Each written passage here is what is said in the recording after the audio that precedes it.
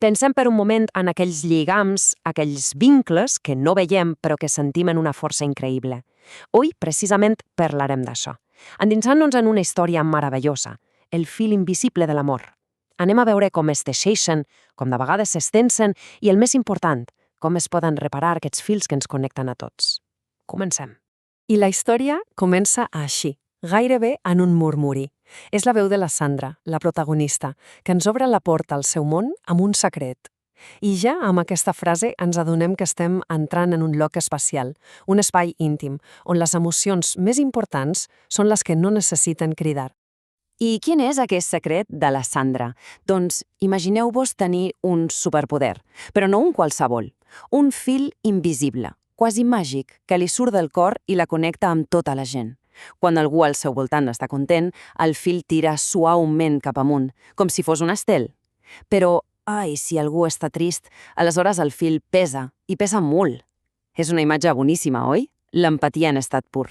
Però clar, ací és on comença el dilema, perquè per a la Sandra aquest do no és només una cosa bonica, és una responsabilitat enorme.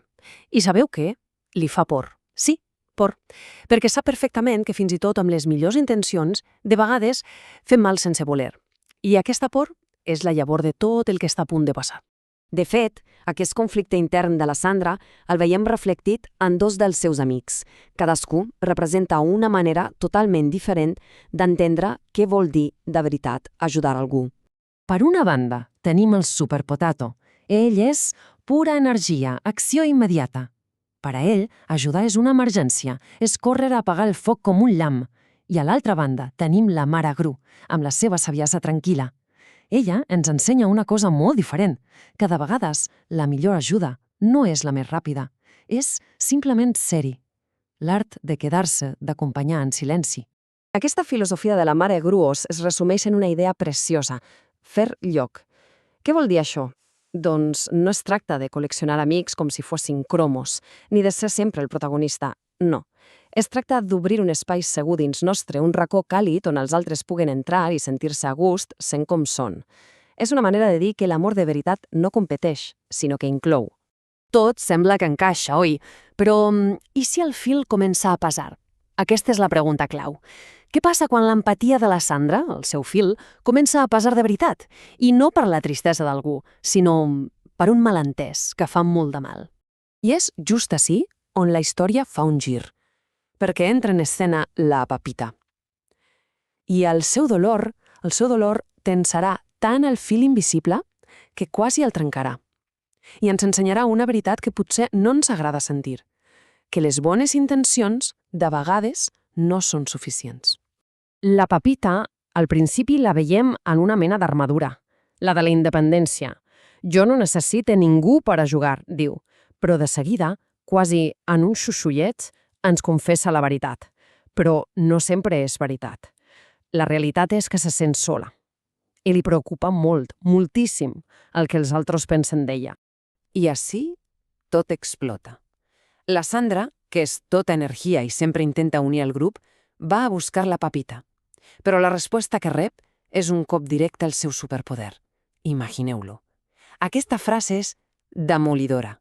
La persona que més s'esforça per connectar amb tothom, sense voler-ho, està fent que algú se senti totalment invisible. I aquí està la clau de tot. No es tracta de buscar culpables. No n'hi ha. El conflicte neix d'un sentiment molt humà, molt profund. La ferida de no sentir-se vist. La sensació de no importar.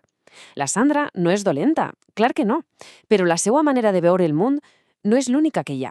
Aleshores, què fem? Com es repara un fil que està tan i tan tens? Com es pot curar la ferida de sentir-se invisible? Bé, l'obra ens dona una lliçó preciosa, una eina per entendre, de veritat, què li passa a l'altra persona. Aquesta és la idea central, la clau de volta. Cada cap és un planeta. Pensem-hi, un planeta amb la seva pròpia llum, les seues pròpies regles. Per entendre de veritat a algú, no n'hi ha prou amb escoltar des del nostre planeta. Cal ser l'esforç de viatjar al seu. Intentar veure el món amb els seus ulls.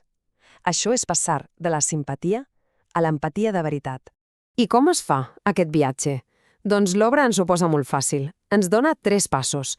Són senzills, però són molt potents. El primer, para. Atura't. Deixa de córrer, de reaccionar en calent. El segon, respira. Un moment per calmar-ho tot. I el tercer, que és el més important, escolta. Però atenció, no escoltis per a respondre o per a defensar-te. Escolta amb un únic objectiu, entendre. I el millor de tot és que això no és només teoria. Anem a veure com la Sandra i la Pepita ho posen en pràctica, com transformen el dolor en una conversa que comença a currar-ho tot. En aquesta conversa, que és absolutament clau, la Sandra és molt honesta, reconeix la seva part. És veritat, no sempre mira rere. I la Pepita, per fi, s'atreveix a ser vulnerable i diu el que necessita. Jo només volia que em vegueres. I així arriba la màgia. Quan s'adonen que el problema no era una contra l'altra, estaven lluitant juntes contra un malentès i aprenen la gran lliçó, que parlar des del cor, sense por, no només arregla el fil, sinó que el fa molt més fort. I tota aquesta exploració tan delicada i alhora tan profunda de com connectem les persones ens arriba de la mà de l'Horta Teatre i Mara Òpera. Ells ens recorden amb aquesta obra una cosa molt important, l'art, que de vegades oblidem de connectar de veritat. I acabem amb el missatge que al final ho liga tot. Aquest fil invisible que ens uneix no va només de sentir coses, va d'actuar, de parlar amb el cor, d'escoltar per a poder entendre i de descobrir que és justament en aquest intercanvi sincer on l'amor es fa més gran i ens fa créixer com a persones. I ens deixa una pregunta flotant en l'aire, oi? A quin dels nostres fils invisibles li haurien de parar una miqueta més d'atenció avui?